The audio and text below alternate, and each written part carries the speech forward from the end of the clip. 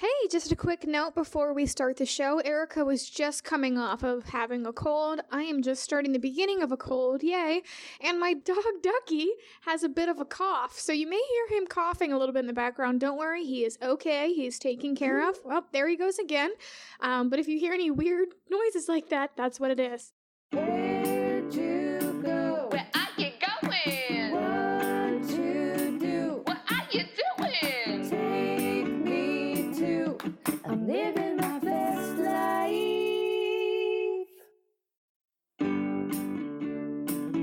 Hey, and welcome back to Living My Fest Life, a podcast about festivals, fairs, events, and experiences, everything from the nationally known to the local and obscure. And I am your host, Collette. Today in the show, I'm going to be talking with my friend and comedian, Erica Russell, bestie. I was going to talk to her about a festival we've both been to, and I feel like a lot of people have something similar in their small town. If not, come check out our local one. Me and Erica are going to be talking about the Victory of Light Festival in Cincinnati, Ohio. Erica, welcome to the show. I'm living my best life. Thank you. I'm so excited to be here talking about this psychic festival. That's the creepiest, awesomest thing I've ever been to, really. I am stoked that I got to go because I've heard so much about this from other people, and I was looking at the website, and I feel like the kind of people that go to this are super unique, and I feel like it was not only good people watching, but the exhibits and seminars were amazing. Tell me about what you remember from the festival. I've actually been thrice. I've been Ooh. 3 times. Fancy. That's $75 she put in just general admissions, you guys. Yeah. It's $25 for a weekend. It is not cheap. Yeah. The demand for psychic knowledge apparently is such that it's a biannual festival. They have it twice a year at the Sharonville Convention Center. I believe November and April are usually Correct. their typical dates. Yep. Correct. And they've been doing it for 26 years. Yeah, like Holy shit. yeah, it's got like a long history. That's back when people were like, you're not supposed to see a psychic because it's witchcraft. Like, people probably sneaking into the Sharonville Convention Center like, I gotta get these cards read. I gotta find out if my cousin Scooter is gonna come through with that deal or not, or whatever. You know what I mean? I mean, people want answers, right? Yeah. That's why these things are very well attended. That's why I went. It's cheaper than therapy. I felt It like is. I was having a crisis, and I was like, you know what? I gotta have a perfect stranger tell me what's going on with my life. So let's get in here, let's throw some cash down, let's find out what my spirit animal is, and what's gonna happen in the future. Yeah, it is not cheap. Yeah. Like, if you go to the Victory of Light Festival, you need to plan on dropping, probably $200. Like, between the charmed crystals that you have to purchase in Right. order to make sure that your love life goes well, the psychic readings, the panel discussions. I mean, it's a pretty penny to go. Yeah. I went the first time with my sister-in-law because we had been to a psychic here in town named Victor Peruto. And he's the one that runs the festival, right? Correct. That's why it's called Victory of Light. Oh, what a play on words, Victor. You fucking nailed it. Yep. Yep. It is a narcissistic nod So- at Victor Peruto. So he's the main psychic in Cincinnati, I think. His readings, I've looked into him doing readings for like a party, and they were not cheap. No, they're not. But I also reached out to other psychics, and they're like, I'm on vacation. I'm like, don't you know we need answers to things? No, Victor. So yeah, the reason I learned about the festival in the first place is because I went to a private reading with Victor at his home. He lives close to the University of Cincinnati. A very nice house, by the way. Tell us his address. So I went with my mother and my sister-in-law and myself. We all went for a reading with Victor. And, like, the closest I can get to describing Victor is, like, if you've ever seen a Christopher Guest movie, like, especially Waiting for Guffman, Victor Peruto is very much akin to Corky St. Clair. Like, that is who he is. These are deep cut references. I mean, I don't know. Probably, maybe that's inaccessible. Crispin but he Glover, is- can we like go even more creepy? Like, there's more creepy. Christopher Walken, all of these Chris names, pretty creepy. But yeah. So when we went to this reading with Victor, he would take us all into his living room one at a time. And, like, you know, whoever wasn't in there would sit in the hallway. But you could still hear everything that he was saying. And so, like, so he did me, and then he does my mom goes in next, and he's like, oh, Joellen, you know, the 2 words I'm getting for you, benevolent queen. You're a benevolent queen. I mean, flaming hilarious, dude. Yeah. And like mine was all crappy, you know. And your mom's in the hallway like, I gotta pray for Erica. Yeah, like mine reading. was like, he was like, I don't know about you. Like I was about to drop out of law school at the time. He was like, you just don't, the way you lead with people isn't very likable, like who you are. And I was like, okay, well, that's, you know. I did, but then he Is that based on the fact that I stormed in here and kicked your door open? Yeah, I mean, I gave him no leads. You know, he was arriving at these conclusions himself. But then he's in there with my mom, and he's like, Joellen, you are a benevolent queen. That daughter of yours, I'm telling you, she's going to be trouble. And oh, my goodness. She's going to get it together in her mid-30s, okay? But it's going to take a while. You were literally in the hallway, just sitting there. And I'm like, I can hear you, Victor. He's in there bending spoons with his mind. And you're just he having knew who was footing the bill that day, too, though. Yeah. Like, obviously, my mother's paying for all these readings. Yeah. And sometimes we go to hear things that we already know, just kind of reaffirm to us. But that doesn't seem like the situation here. Joellen, that daughter of yours, she's maybe trouble. for her, but for you, like, I lead poorly or lead open. But anyway, so that's how I found out about that. He's like, I'm doing a festival. You have to go. We put it on biannually. And so, like, even though this man basically told me that I'm a piece of crap, I was like, well, yeah, but I mean, if I could find another psychic who tells me something different, and I'll pay them to do it. So there are more than 300 readers that come to these festivals. Yeah, it's huge. Yeah, so did you go to the festival and get a reading there? Oh, of course, yes. Okay, tell me about your reading. I went to a woman, like... First of all, hold on, let me interject. How did you pick? I was just going to say that. Okay, because when I was walking in, I was sizing up these people like, you look like my aunt, you look like a phony, you have too many, feather accessories, I just couldn't decide. So how did you decide? I'm going through looking for the person who looks most like maybe they could be a realtor. You know what I mean? Like, okay. I'm not, like, I'm sort of overlooking the more witchy people, the older people whose jaws are just kind of sagging there.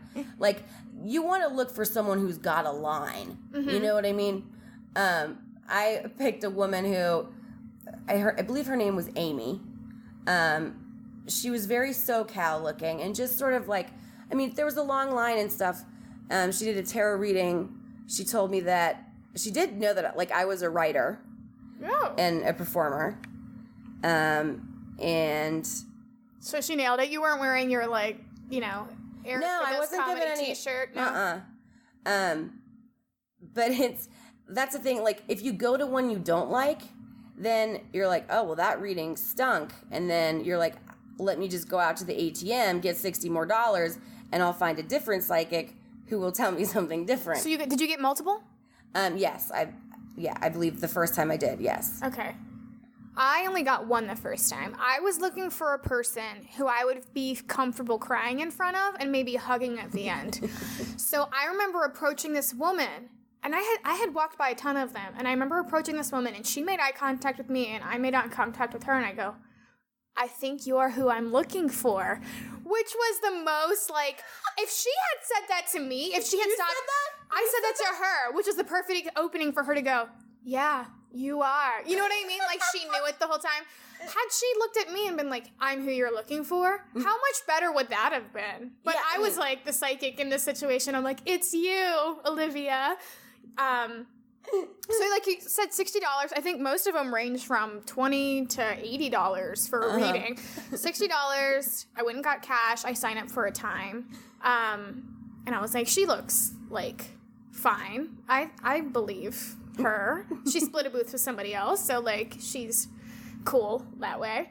But it wasn't a typical reading, so it wasn't with cards or palms or anything. She had cards, but she goes, okay, we're going to find out what your spirit animal is. And wouldn't you know it, of the deck of cards, what do you think I pull out? Dog. I nailed it. Dog. How accurate is that one? Don't you think that entire deck was composed of dogs? Damn it! You know what? I didn't think about that because people have lots of dogs. I am a dog. If you don't know me, I'm a golden retriever. I'm what's just your here to Chinese make friends. zodiac?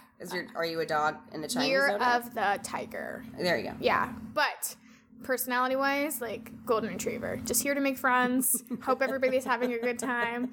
And then, I thought that was basic answer, because I think it's a lot of cold reading. Okay, speaking of dog, mine just got... That's okay, hold on. Kelly's dog hacking up along there. Come on, Bubba. Lay down. So you were like, oh my gosh, how did you know my spirit animal is a dog? Yeah, and it was a bunch of cold reading, right? And then she goes, why don't you pull another card? And so I did. And I got prairie dog. And I was like, how many different dog choices are there in here? But she made a good... She goes, you come out of your hole because you think it's safe, and then you go back in where you feel more secure. She's like, you're out for adventure, but you crave that security of being home. And I was like, yes, good cold reading that applies to everybody, but especially me, I think. So she also had me pick a card that said what my word was, and she picked magic. So I don't really know what I got out of the reading. I went wanting specific questions about my life answered in my future, and I found out I'm a magical dog. So I basically, you said you spend like $200. I think I paid like $25 for admission. I paid $60 for the reading. I bought this white sage right here that's on this table. Oh, they're always selling you sage. So much sage. They won't let you leave without some sage. I think they should just put it in a bag when you leave. Like, here's your sage. You're going to get some amethyst. You're going to get some geodes. Yep. You're going to get maybe a fairy crown of some kind. Yeah, if you bought a tiara, you could put the geode in the tiara while you were there. And they work together in these kiosks. You know what I mean? Like they'll sell you your amethyst crystal at one. They'll be like, you know what? If you go 4 kiosks down, you can actually get this placed into a magical crown for yourself. My husband Ted is over there in the corner. He'll point you to it. He's the one whittling the flutes. Homemade whittled flutes. A lot of homemade woodwind. There was a lot of fairy creatures, and there was a lot of lamps. Did you find there was a lot of lamps there? A lot of lamps. A lot of lamps for sale. Did you do the biometric camera photograph? No, tell me about that. Oh, the aura photography. No, I saw that when I went to Sedona once, and I didn't know what it was all about. I just figured it was all fake. So tell me what you think about that. Well, mine showed up first of all, what it is, and I think I paid $25. Shit, that's a lot. It includes the print. Can you use it as your headshot for comedy? I should think about that. Yeah. So you sit in this chair. It's pretty akin to an electric chair, honestly. Okay, so you're hooked up to wires. And then you grab these metal bars, right, with your hands, and it reads your biometric energy and translates it into an aura photograph. And the colors that you exude mean something specific. So afterward, you get your reading. And when they took mine, this is the most special I've ever felt in my life. Ooh. So they took mine, and everyone, one of the dudes working the booth gets up and, grabs his friend. He's like, you have to, Sven, you have to come look at this. You have to come. Your aura's purple. And they said, so mine was all orange, but they go, she has a halo. Oh, I had Beyonce. a halo. I had a halo in my aura photograph, dude. They're like, this is the kind of thing that only, Buddha and Jesus have. What? They were like, this means you're at a very, very evolved level of your soul. Wow. Yeah. I caused quite a stir with my aura photograph. I mean, other psychics were coming over and they're like, wow, I have never felt so special in my life, dude. Are you the girl with the orange halo? Yeah, they were like, she has a halo, look at that.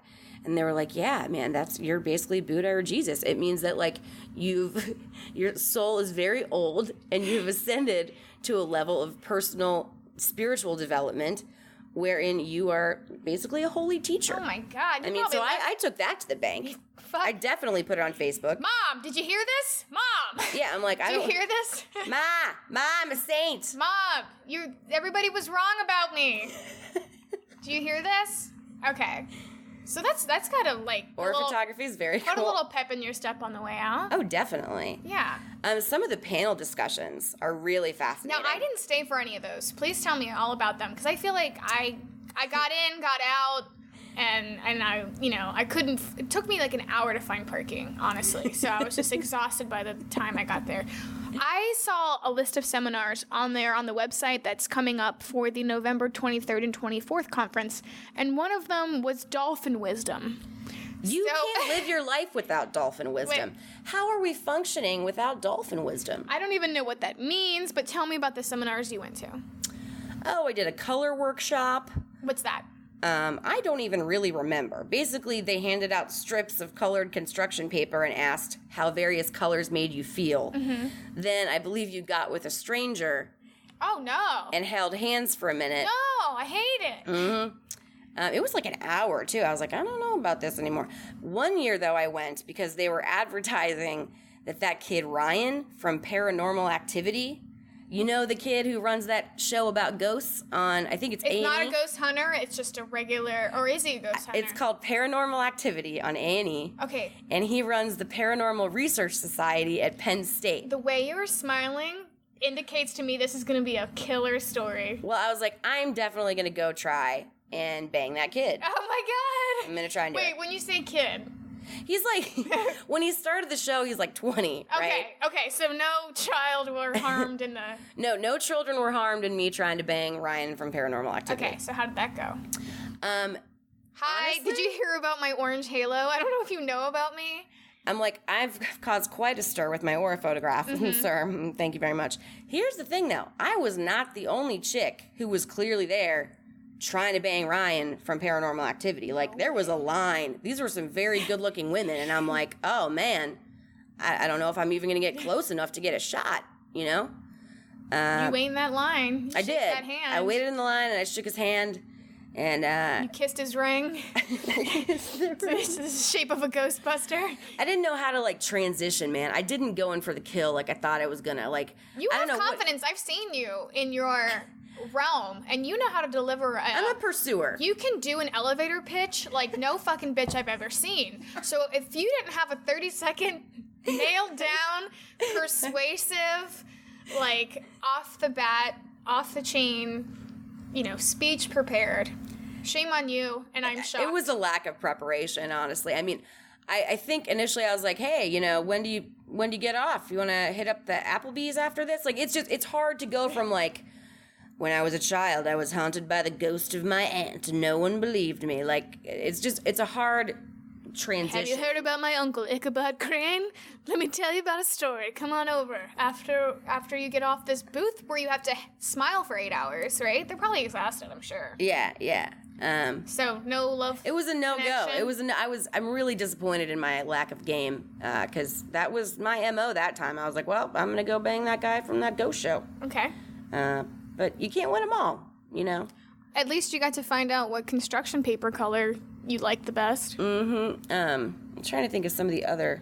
I heard a lot of cool music when I was there, though. They did have a lot of, like, really pretty, like, serene wind chime music, and I feel like a lot of people were selling their own personal soundtracks. I feel like a lot of people were selling their own books that they wrote. I feel like... Oh, here's one thing that creeped me out. People were talking about, like, find out about your past life. Ooh, past lives are huge, dude. Huge. Yeah, that was a little scary to me. Or they were like, connect with a loved one that's passed, and I'm like, that's a big ask. That's a promise that could lead to a lot of people like not leaving with pep in their step. Like, what do you think about that? I went to one of them. You did? Oh yeah. Like connect with a relative or whatever. I mean, the freaky thing is, like, you sit there and you're like, this is ridiculous. But part of you, like, doesn't really know if it is or not. Like, because sometimes you have weird experiences. Like, the woman that I saw about, like, my dead relatives or whatever, she's like, your grandmother starts with a J, and my grandmother's Jane. That's insane. Yeah, like... And she doesn't know you, yeah. But it's, like, it's totally luck of the draw, though, because, like, I've wasted money on... charlatans, you know, who clearly don't know what they're talking about and are just giving very general advice. But then, like, every once in a while, you find a diamond in the rough that you're like, this lady is a legitimate gypsy. She knows everything about my soul, and she talks to ghosts. See, like, I love that. I want that experience. The only one I ever had outside of the magical dog lady was I paid $200 because my friend Victoria told me about this guy in Australia who, like, knew everything about her. And she goes, Kelly, it was the most worth it reading you've ever done in your life. And so I paid $200 like a fucking idiot. And I Skyped with this guy. I need a website. His name is Ira. Ira, you're a freaking crook. Australian Ira. He talked to me for 60 minutes about things that he found out about me on Google. Because you know I have a stage name and a real name. Yeah, you're like eminently Googleable. He Googled real me, not stage name me, who I've been going under for 10 years. So he was like, I'm getting a sense of PR. The spirits are telling me PR. And I'm like, the spirits are telling you about me majoring in public relations in college? Like, I don't do anything about that. He goes, is there a woman named Mary who's passed? And I was like, abso-fucking-not. Not a Mary. You were. And then he would just go on. Every time he nailed something wrong, he would just kind of brush past it and move on. I'm like, no, I need to find out who this Mary is that's telling you that I'm into PR. Yeah, you're not allowed to just pivot from there. That's one of the things, like, when you've got a real fake, like, they'll throw enough stuff at the wall that something's gonna stick. And I remember giving him the reactions he wanted because he nailed a couple, like, cold reading things. Yeah. Like, oh, this relationship with this, or you... This. But he was getting, I think, 80% of the shit wrong. And I was just nodding my head like, no. Ira's such a crappy psychic name. I, like, wanted to write him an email, like, give me my money back. But, like, I knew what I was signing up for. I think, again, I wanted some kind of validation for things that I knew, or I just wanted someone to be like, hey, you're going to be okay. Everything's going to be okay. Yeah, I think that's why. I mean, that's at the core of these things, is like, people just want some form of reassurance. Like, I'm still not sure that it's a waste of money, because at the very least, it's like a really interesting exercise in self-assessment. You know what I mean? Just having somebody else like hold a mirror up to who you are, it makes you think about who you are. Especially a stranger. Like, you can get advice all day from your best friend or from your family members who've known you forever. But if a stranger comes up and says, I don't know, man, you got to really think about this thing, you're going to be like, oh, shit. I think, like, the experience that got me interested in this stuff. So when I lived in Denver, this is about, like, 2010, I had a friend, Ben, who was like, you have to go see Psychic Julie. And she like was based in Boulder, totally normal woman. She had actually sold a software company that she built in Pennsylvania to do this. Mm-hmm. And she had like her little indie firm was called like High Heart Healing. But I mean, Julie was so legitimate. She was retained by hospitals. And again, this is Colorado. This probably wouldn't happen in other locales. Yeah. But she would contract with hospitals to go in and see patients because the woman can literally see cancer in someone's body. Shut up. I'm not kidding you. And she... What about police psychics? Do they contract her as well? Like, hey, do you know who committed this crime? No, but I mean, I think that's... In some areas, I think that's probably a real phenomenon. My guess is that police don't tout it, but I don't think there would be shows about it if that never happened. Like, I think that there are people who are weirdly gifted, and I would call it like... We tend to think about these things as like magic, but maybe there's some area of like intuitive intelligence that we just can't measure yet. Right. Some people might have more of an expand brain. Yeah. Yeah, like we don't believe that it exists yet, but like we're familiar with the concept of empathy, right? Yeah. And I think people like Julie, they have some sort of expanded awareness of that to the point where like empathy is feeling someone's pain as though it were your own. Mm-hmm. And Julie can do that in spades. It's crazy. But one of the things I think was a marker of legitimacy with her was she'll say, I don't know. Oh, I like that. You can ask her a question. She goes, I'm not getting anything on that. I don't know. She'll tell you what she doesn't know. Yeah.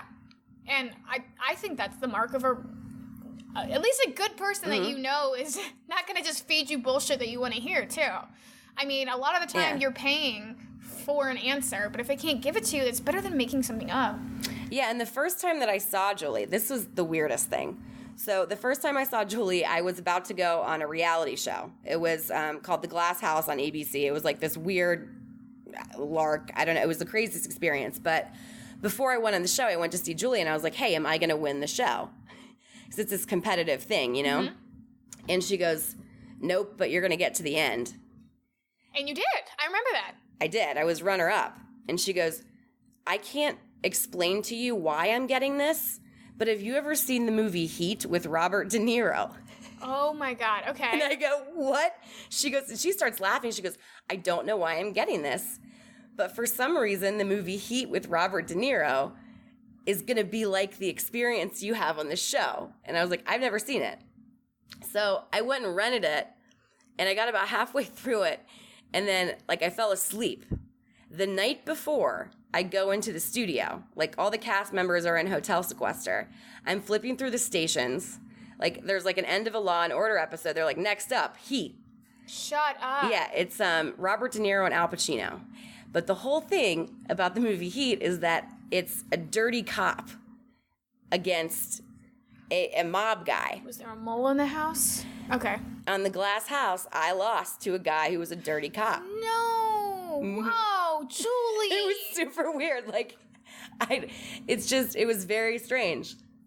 That's so crazy. It's just weirdly specific, and also the fact that she didn't really know what it meant at the time, but that's what she was getting. And then the night before I go on the show, that movie happens to be on.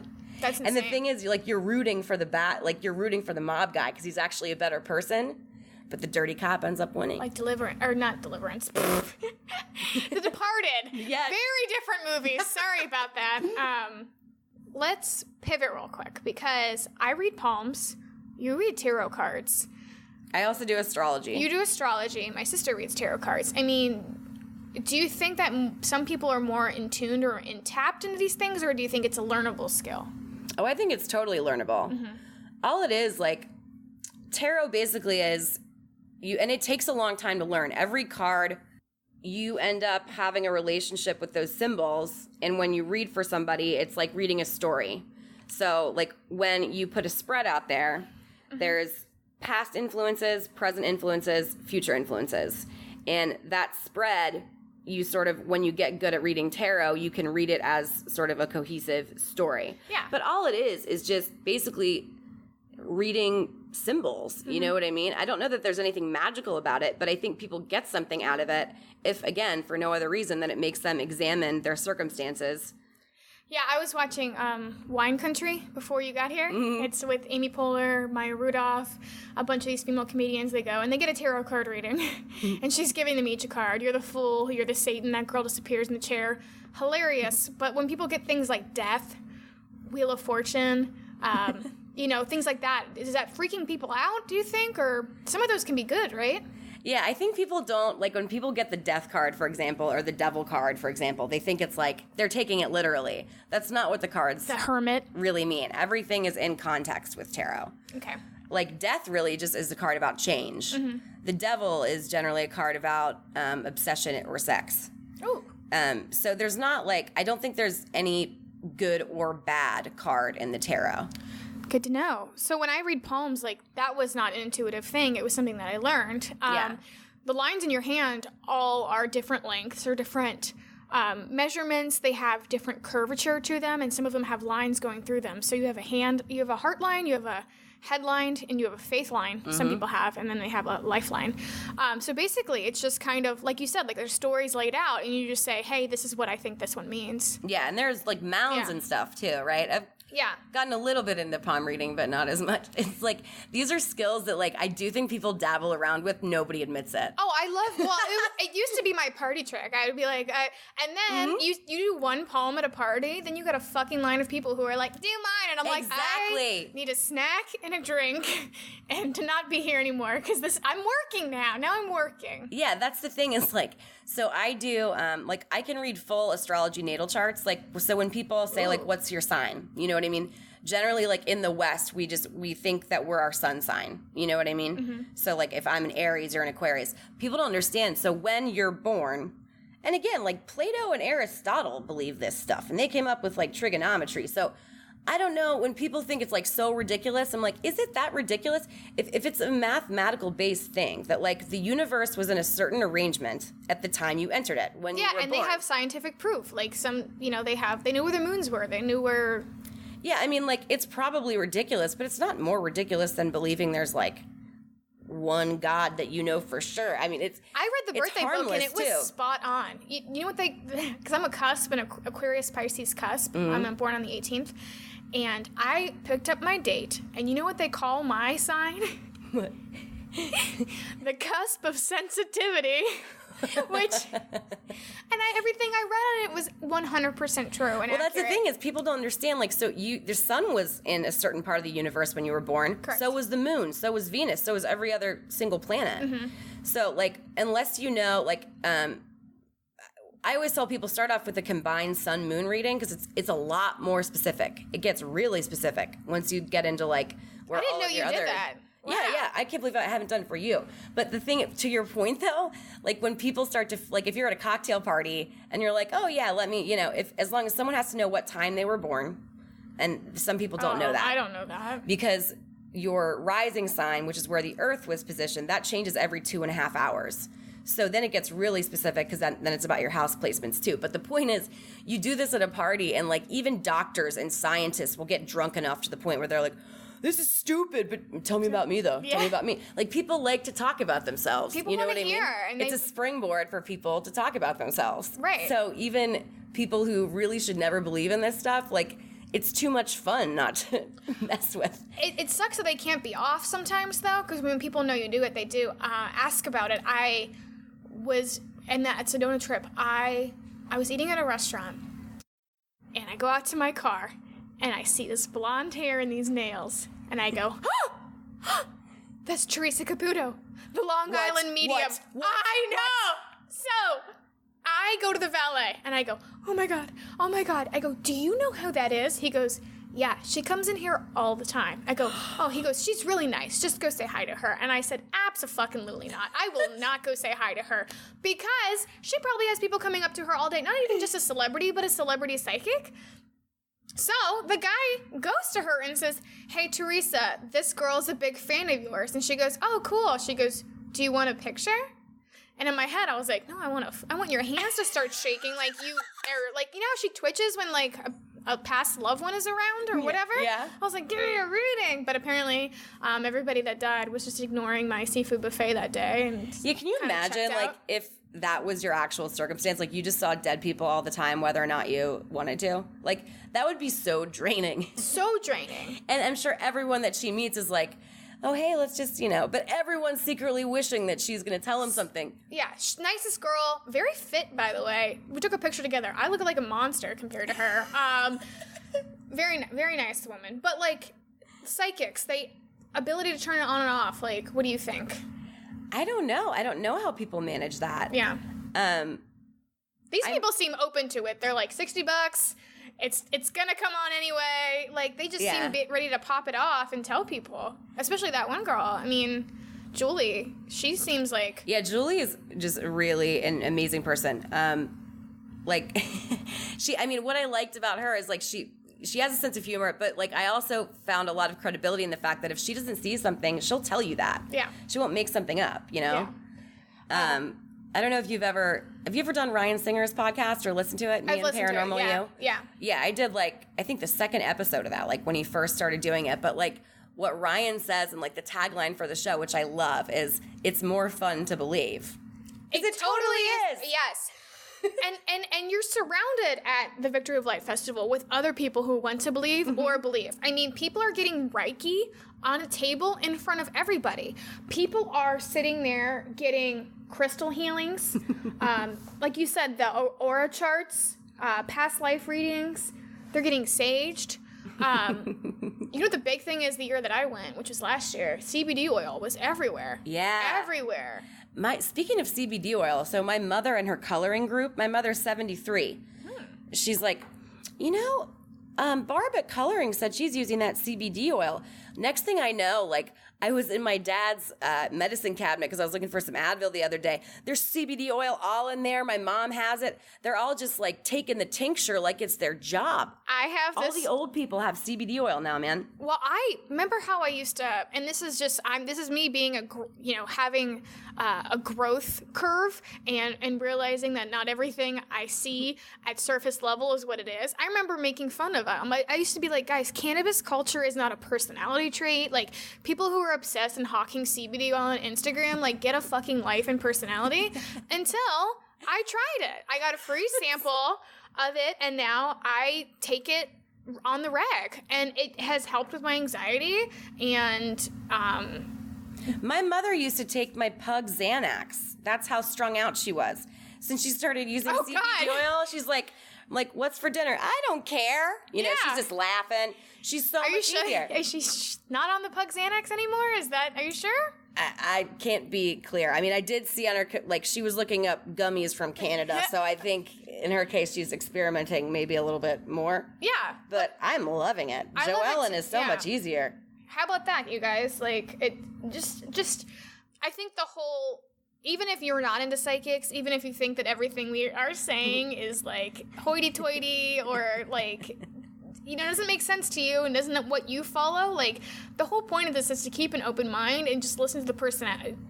The possibility that maybe that one person can grab you and say something that you need to hear or be, you know, extremely accurate, or you just learn to expand a little bit more, be open. I don't know. No, I'm totally with you. Like, I don't think, I mean, who are we to say it's not possible? Like, there's so many more harmful things to spend money on. I mean, it's might be stupid, but it's harmless. Like, getting a psychic reading isn't going to make you, like, hate someone else from another religion. You know what I mean? I don't think so, unless that's a really shitty psychic. No, I just mean, like, when people talk about spirituality versus religion or whatever. Yeah. Like, spirituality, I don't think it's just harmless. Mm-hmm. You know what I mean? As opposed to, like, being a doctrine. It's just like, hey, let's get a bunch of crazy people together. We're all kind of crazy. Yeah, we're all a little crazy. And we're all seeking answers somehow. So I know we've made fun of it a bunch, and we poke fun at it, but really it's something we've both paid money to go to. So, like, we like it. So I mean, they do it twice a year in Cincinnati. Yeah. Like you were saying, there's like 300 vendors. I think they even do it in Louisville. I think they maybe even travel with it. I'm not sure, but I'll look that up. Yeah, if there weren't a market, you wouldn't have it twice a year. And, like, the cross-section of people that you see at these things is incredible. It's like everyone from, like, your Hyde Park mom to, like, you know, your people from over the Rhine. Like, yeah, it's just, these are neighborhoods in Cincinnati that it's just like you see every different type of person there. Yeah. So old, like, a lot of us, there's all different races, all different cultures, even religions. There's a lot of people talking about angels. There was a lot of people talking about Jesus there. I mean, so you can find the person that you think you're ready to talk to there. I mean, there's over 300, so if you can't find it, then and, like, where the janitor in the bathroom can talk you through some shit, I'm sure. Like, there's tons of people there. There's tons of people who attend, yeah. Like, where else are you going to get dolphin wisdom? I want to know what that is. I mean, how can you see a seminar called Dolphin Wisdom on a program and not bite? I mean, I want that all day long. All day, every day. We're going again. Okay. Anything else you want to talk about with Victory of Light, or anything people should know about? I don't think so, man. Just get ready to hit that ATM, because... Yeah. I would say even if you're not from Cincinnati, like, just Google Psychic Festival in your town and check it out. Like, I'm sure they come through. These people probably travel, right? Probably. I would assume. Like, the other fun thing about going to this stuff is, like, if you go with a bunch of friends, you know, like, you kind of split up, get your own readings, whatever, and then, like, the car ride home, most fun ever. Oh, like, really? You're like, yeah, because, like, you talk with all your friends about what they heard, you know what I mean? It's like, what'd they tell you? What'd they tell you? What'd they tell you? Like, I love that idea. I went alone, so the whole car ride home, I was like, prairie dog. Wait, I love that you went alone. Like, how did you leave that part out? You went alone? Oh, I always go to things alone. Are you kidding me? I live my life. Like, I put things out there to people all the time, and when people, like, don't respond, I'm like, fuck it, I'll do it myself. Like, that's my whole MO, is, like, I know. I have so much more respect for you now, because, like, even I was like, well, like, I at least have to have a couple of friends do this with me so that I don't feel like I'm a crazy person. But you were just like, you're like, I am going a crazy for it, dude. person. Yeah, I love it. Yeah, I bought this sage. I bought a couple crystals, which is always a good gift for your friends. Don't tell them why you bought them the particular crystal and be like, hey, I think you need this because you're a little... But, like, it's a fun gift to be like, I thought about you, and here's a rock that you can carry around in your purse. And what else did I get? I think maybe a cheese coney and a dog reading. So, worth it. I mean, it's a great way to spend an afternoon. It totally Even is. people watching... even for the shopping, the vendors, they have stuff for kids there, face paint, henna, live music, like you said, seminars. And if you're just dying to try CBD oil, this is the place. They're hawking it everywhere. Yeah, if you want, like, a mandala, some, like, blessed sand art. You know what they never see anymore? Sand mandalas. Get it? I'm sorry. That was one of my favorite one-liners that I used to say. 2 times a year, when did you go? Spring or fall? I've been both. I believe it's, November and April. Yeah. Okay. Well, Erica, anything you want to plug? What have I got coming up? I've got...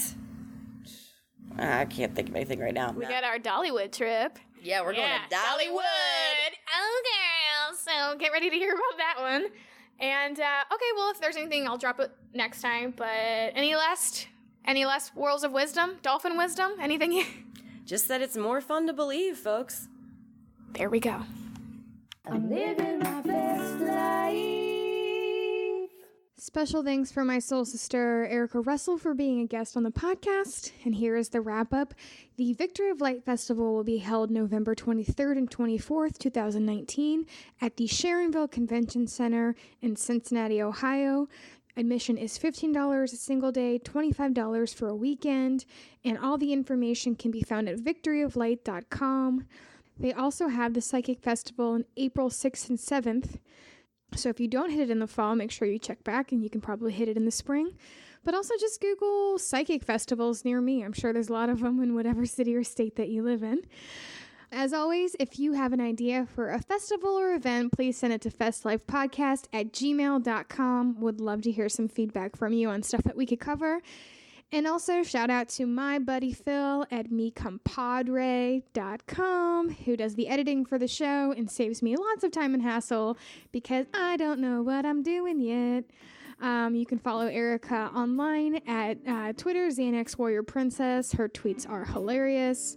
And also shout out to Honeycombs and Combo Slice, who do the music for our show. Thanks so much for creating a fun track. Hopefully everybody's singing along by now. All right, I'll see you next time. Thanks, guys.